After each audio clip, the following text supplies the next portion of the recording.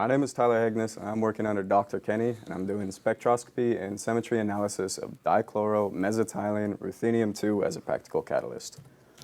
Since the name is very long, I'm going to be calling it DMRD. It is a dimer, meaning that if we split diagonally down the middle, there's going to be two identical halves. Each half is going to have a ruthenium, making it bimetallic, and each ruthenium is going to have two chlorines, making it a dichloro molecule. And the fourth bond to each ruthenium is connecting down into the 6-carbon ring, a benzene ring, with 3 methyl groups, CH3, making it a mesitylene ring.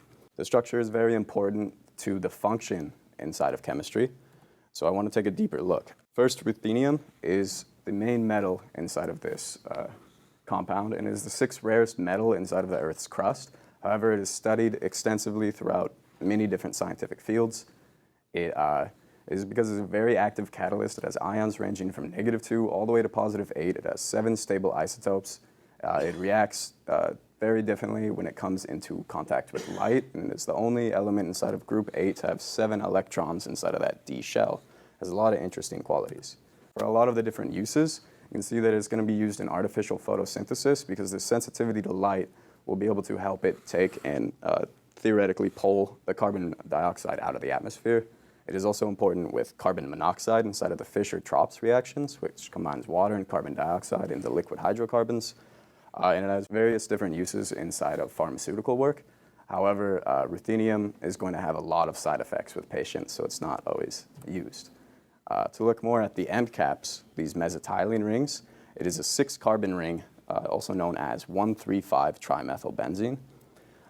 Each carbon is going to be sp2 hybridized, meaning that 3 of these valence electrons in the carbon are going to be coming out in 120 degrees in a parallel plane.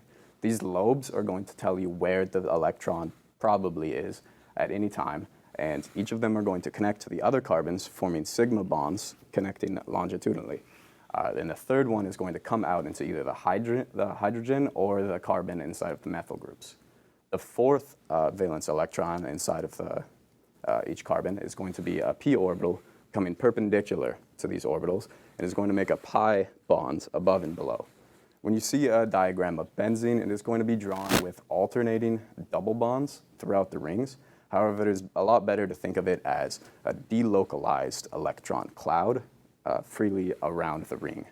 And since there's 6 of these pi electrons freely around this ring, when it attaches to a ruthenium, the ligand is going to attach with 6 atoms, making it have a hapticity of 6. So for short, it's an eta-6 arene. Here's a picture of the orbital symmetry.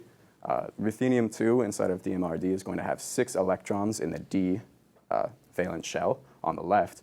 And on the right, you can see chromium that was sandwiched between 2 benzene rings and how the different clouds were affected by the different rings. Now, looking at the final piece of DMRD is chlorine. It's a halogen, and it is very electronegative. It's going to pull in an extra electron and become a halide, Cl negative. And this anion is going to be making 2 central bridges inside of DMRD, which is main to the structure with very short bond lengths, making it mu chlorines on the center.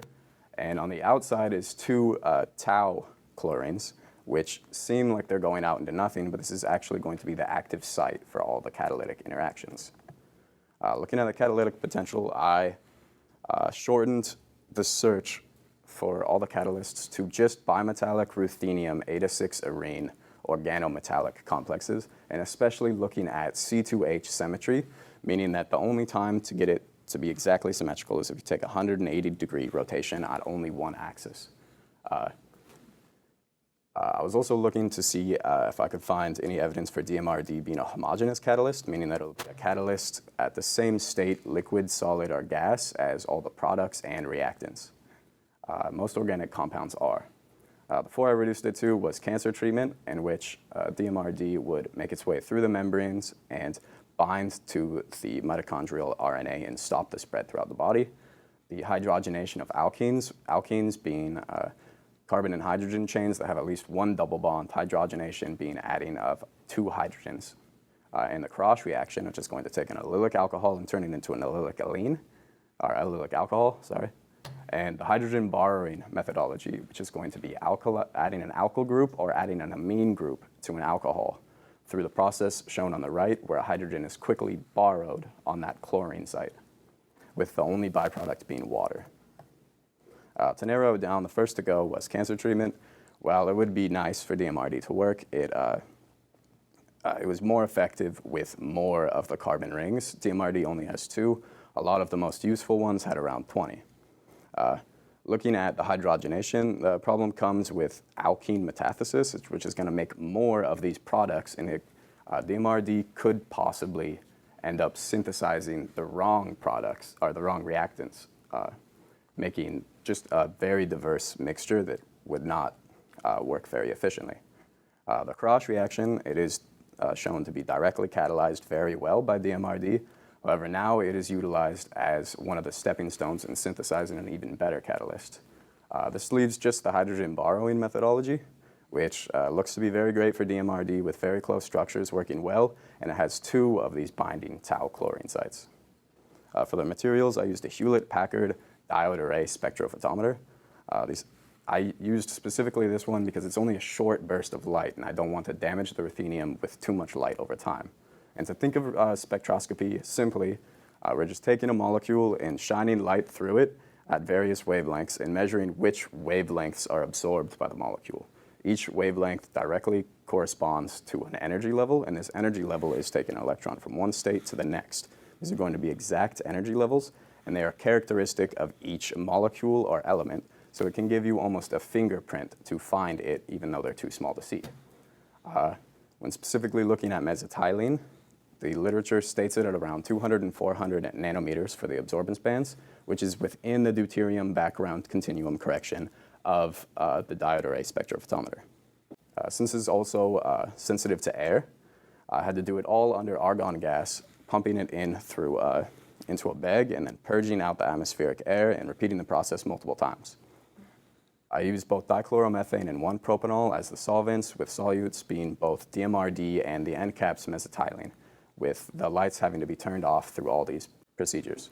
So the first part of my project was taking DMRD and mesitylene into dichloromethane solutions and doing them under air and light sensitive protocols. Second, I removed the dichloromethane and put the leftover DMRD into a cabinet to just see if it would react differently while open to air. And then third, I wanted to test the sensitivity better by having it in 1-propanol, which is a solvent inside of the hydrogen borrowing reactions, and have one solution that was completely open to light but closed off from all air and argon gas, while the other is open to the atmosphere but completely shielded from all light. First, you can see the absorption bands for mesitylene and DMRD. They look pretty similar. However, in the blue, mesitylene has a absorption band at a longer wavelength, meaning it takes less energy to excite these electrons, which gives it a fingerprint at around 230 nanometers, which I can use to identify that the ends have been snipped off. Looking at the DMRD that was left into the cabinet, the color maybe changed a little bit, probably not at all, saying that either the color doesn't change when it's open to air, maybe it's air resistant, or maybe it had already done the reaction entirely. It's not conclusive, so I wanted to test the sensitivity better. And when you looked at the light exposed cuvette, it went, compared to the control, it was above in absorbance at the 5-minute mark and the 20-minute mark at around this 230 nanometer fingerprint of mesitylene. And the air exposed went above and then right back down below the control. This is not what I expected. It's either explained through evaporating of the 1-propanol into the air, or possible interactions with the chemical combining with atmospheric gases and having some chemistry inside. However, even though it's still proved to be sensitive, DMRD would probably still be very useful inside of the hydrogen borrowing methodology. As long as it could be done under argon gas and with the lights turned off, it should possibly be great. They're still looking for a homogeneous, recyclable catalyst, since homogeneous catalysts are going to work faster and more efficiently. However, they usually are going to be destroyed after a few uses. Either way, the alpha and beta alkylation and alpha amination inside of the hydrogen borrowing reaction is going to be useful in many separate fields, from food processing, agriculture, petroleum refining, and all of which would be done with the only byproduct being water. So I still believe that further research should look into DMRD as a practical catalyst inside of this hydrogen boron methodology, and I think that it should have good yields considering that it has 2 of the active sites and is very similar in structure to a lot of the other useful catalysts. And that's all I got.